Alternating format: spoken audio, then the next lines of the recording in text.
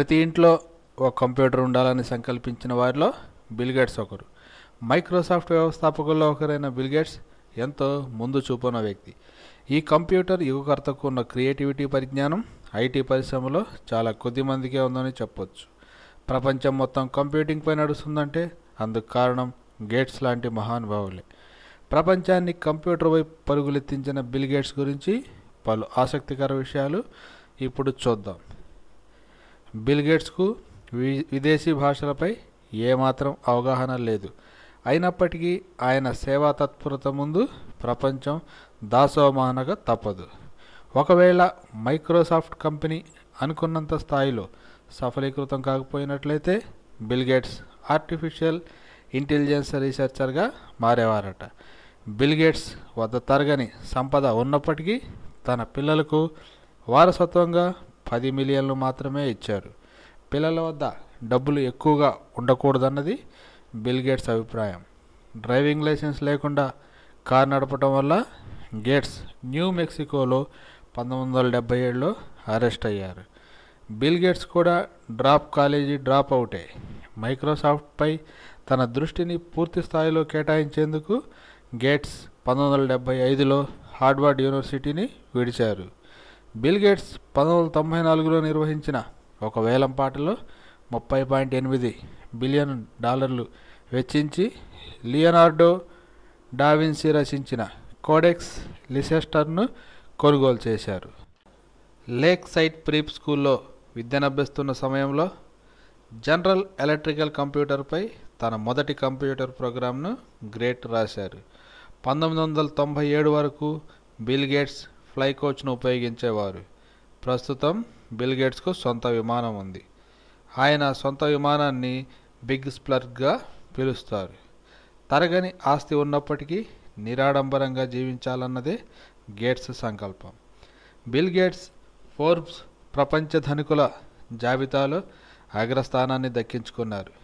$7,500 కోట్ల సంపదతో గేట్స్ ఈ ఏడాది కూడా టాప్ ప్లేస్ దక్కించుకున్నారు.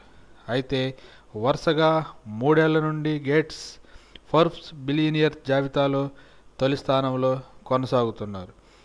అపర కుబేరులైన కార్లోస్ స్లిమ్, బిల్ గేట్స్లు తమ ఆస్తులను రోజుకు $1 మిలియన్ చొప్పున ఖర్చు చేసినట్లయితే ఏకంగా ఆ ఆస్తి తరగటానికి 226 సంవత్సరాలు పడుతుందని ద గార్డియన్ మీడియాలో ప్రచురితమైన ఆక్స్ఫామ్ సర్వే చెబుతుంది.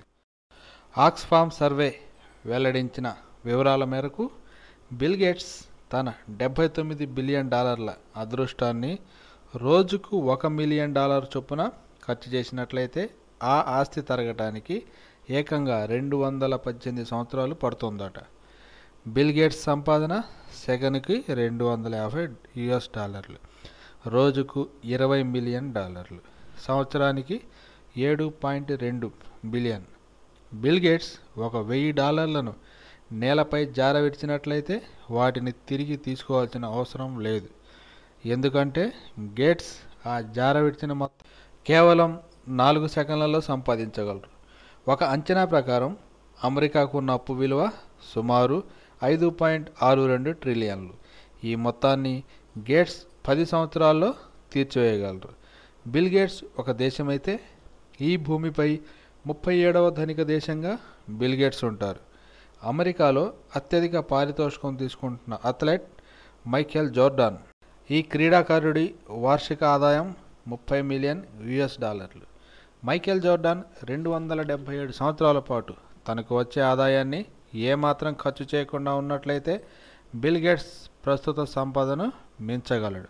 ప్రపంచవ్యాప్తంగా ఉన్న మైక్రోసాఫ్ట్ విండో వినియోగదారులు తమ కంప్యూటర్ హ్యాంగ్ అయిన ప్రతిసారి నష్టపరిహారం కింద $1 కోరినట్లయితే బిల్ గేట్స్ 3 రోజుల్లో అప్పుల పాలవుతారు.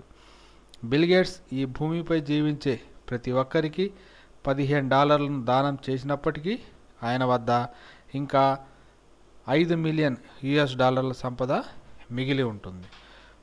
1999లో Bill Gates business at the speed of thought అనే పేరుతో ఒక పుస్తకాన్ని రాశారు. ఈ పుస్తకంలో గేట్స్ ప్రస్తావించిన 15 సాహసోపేతమైన ఊహాత్మక అంచనాలు వాస్తవ రూపాన్ని అద్దుకోవటం విశేషం. మార్కెట్లో వివిధ ఉత్పత్తులకు సంబంధించి స్వయంచాలక ధర పోలిక సేవలు అంటే ప్రైస్ కంపారిజన్ సర్వీసెస్ అందుబాటులోకి వస్తాయని బిల్ గేట్స్ 99లోనే చెప్పారు. ఆయన చెప్పినట్టుగానే ఉత్పత్తులకు సంబంధించిన ధరలను పోల్చుకునేందుకు నెక్స్ట్ ట్యాగ్, ప్రైస్ గ్రాబర్ వంటి ప్రైస్ కంపారిజన్ వెబ్సైట్లు అందుబాటులోకి వచ్చాయి. 1999లో బిల్ గేట్స్ ఊహించినట్లుగానే స్మార్ట్ ఫోన్లు, స్మార్ట్ వాచ్లు అందుబాటులోకి వచ్చేసాయి.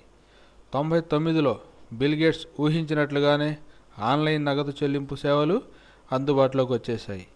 1999లోనే గేట్స్ ఊహించినట్టుగా సోషల్ మీడియా అపరిమితంగా విస్తరించింది.